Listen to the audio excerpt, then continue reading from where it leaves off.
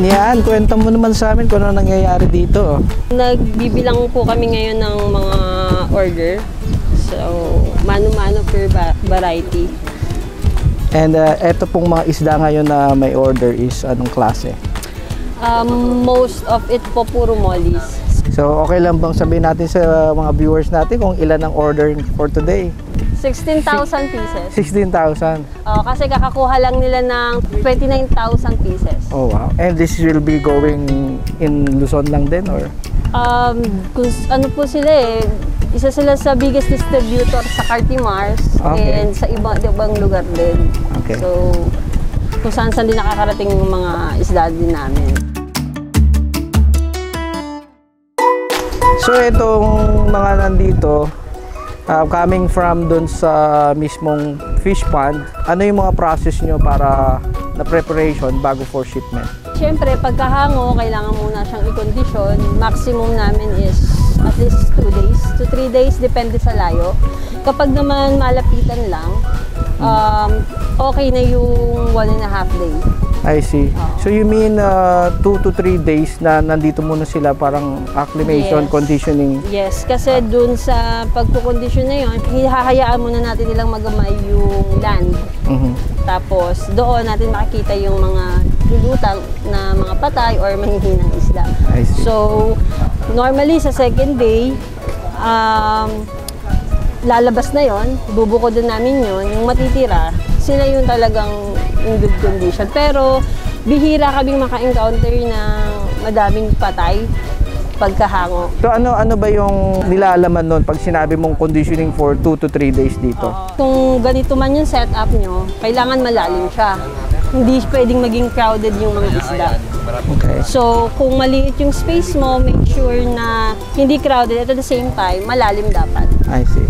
So for this case, para mga almost hanggang hita mo to, no? Mayroon din kasing mga reject na kasama. Yun yung nagiging feeders. Yung mga molly feeders, gapi feeders. So, katulad nito, may mga rejects na dito. So, ibubukod namin sila. Kaya dun sa mga naghahanap ng feeders, nagkakaroon lang po kami nun kapag may hango. Kasi that's the time na nakakapili kami ng mga reject. Tapos, nabebenta siya kasi napapakain siya sa mga monster fish. Sa mga monster fish. Katulad nito, ito, ang pipilian pa to, pero yun, all good naman. I see. Tsaka yung sizes, we make sure na hindi kami makapag-produce ng super liit na sizes, mabukod yon kasi ibabalik namin sila sa fish tank. Tapos yung mga bigger din, pag may nakatama.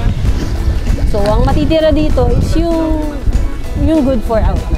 After ng proseso nito, 3 days, 2 to 3 days at least, no? Yan, sorting, and then sorting, packaging na. Packaging. And then that's ready for out. Tapos, yung matitira, ibabalik sa fish.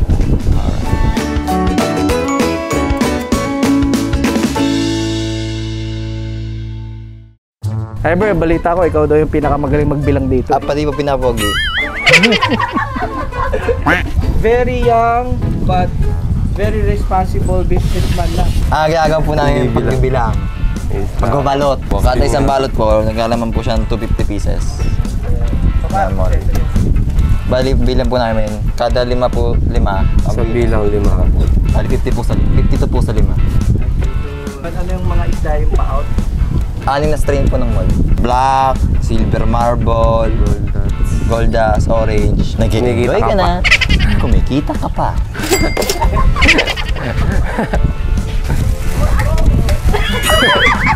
Sige, mabidyohan ka.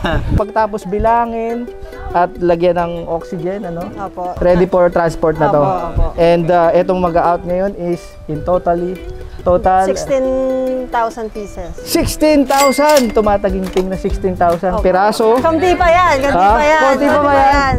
So, kaya na lang po calculate sa mga atin para ma-inspire.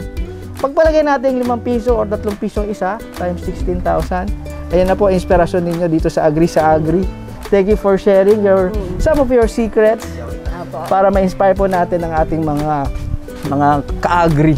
Apo. na yun, magkaroon sila ng kabuhayan, i-pursue ang pagbibusiness. Yes, opo. May pera sa isda, saka sa environment, basta magsipag ka lang at saka huwag ka lang mag-inarte. Eh, mukha namang nag-enjoy nga lang kayo. Parang Sobra. naglalaro lang, effortless eh.